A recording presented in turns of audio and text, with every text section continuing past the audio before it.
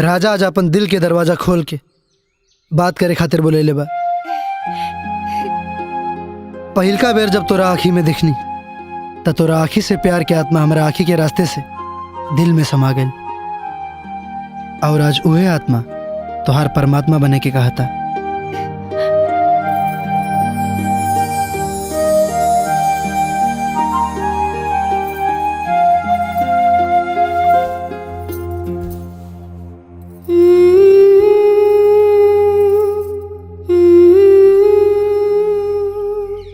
फूल देके प्यार के कबूल कर लो, पैर छू के परमात्मा मान ले लो, बाकी फिर भी आत्मा के अच्छा नहीं के लागत। नैना हम चाहता नहीं कि तो अपना जबान से बोल के हमने के प्यार के स्वीकार करा।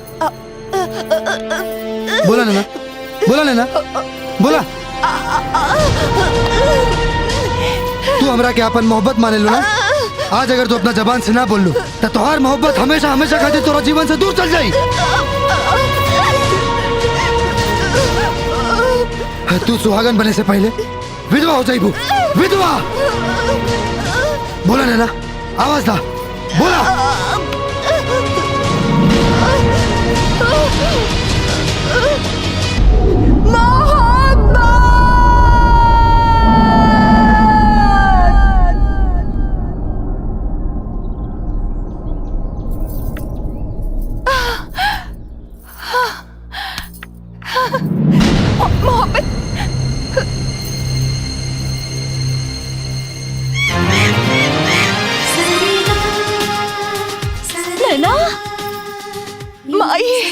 बिटिया औलाद के जब जन्म हो खेला ना तो ओकर मुंह से सबसे पहले माई ही निकलेला, और ओकरा बाद औलाद माई कह के बुलावेला।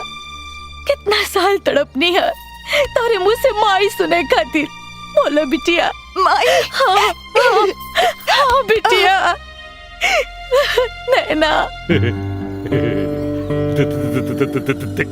जी हमरे लिए आज डॉक्टरनी के कमाल।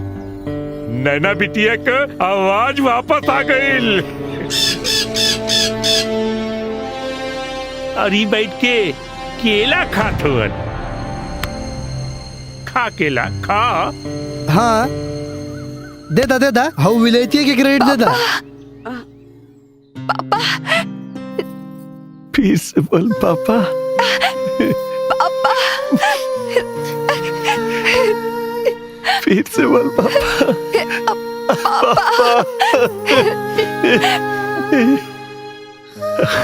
पापा पापा सुने खातिर तो तरस के लानी। ए बीबी देख, हमार बेटी बोले लागल हो, हमार बेटी बोले लागल हो। का डॉक्टर नी साहिबा क्रेडिट ना लेबू। पापा हमार आवाज इनका वजह से आयल है।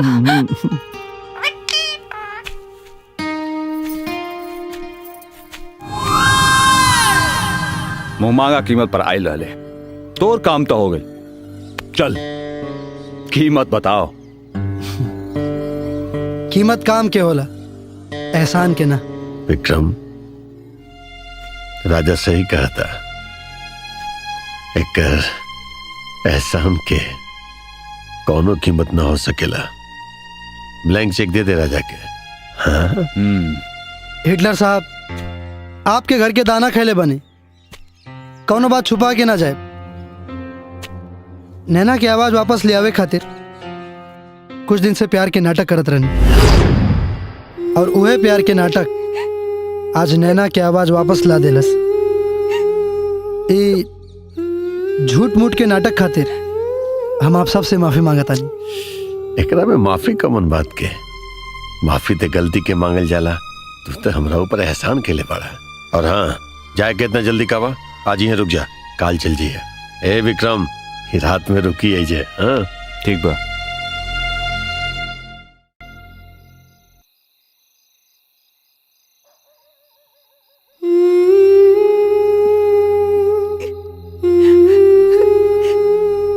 नजर वो झुकावेला जे गुनहगार होला। बहुत बड़ गुनाह कइले बड़, और बड़ काम भी। बहुत बड़ काम की कीमत ब्लैंक चेक मिलल ना। और कितना पैसा चाहिए तोहरा के।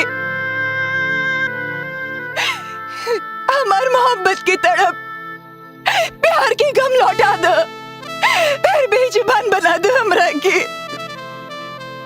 गूंगी रही तासू की कीमत बता रहे हमार घर वालन के, पर अब आवाज आ गइल बा। जब मोहब्बत के खातिर चीख निकली तो लोग मोहब्बत के बदनाम करी। हम तो बचपन में मोहब्बत के भगवान मान ले रहनी।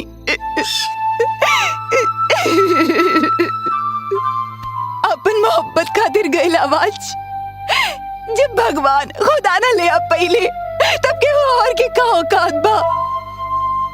आवाज वापस लावे की ताकत तो बस तोरा में रहे। तू ही हमार मोहब्बत बड़ा।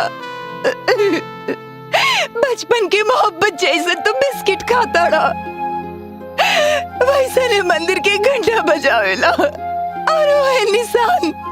हम झूठ बोल सके नहीं, पर ये तोता झूठ न बोली।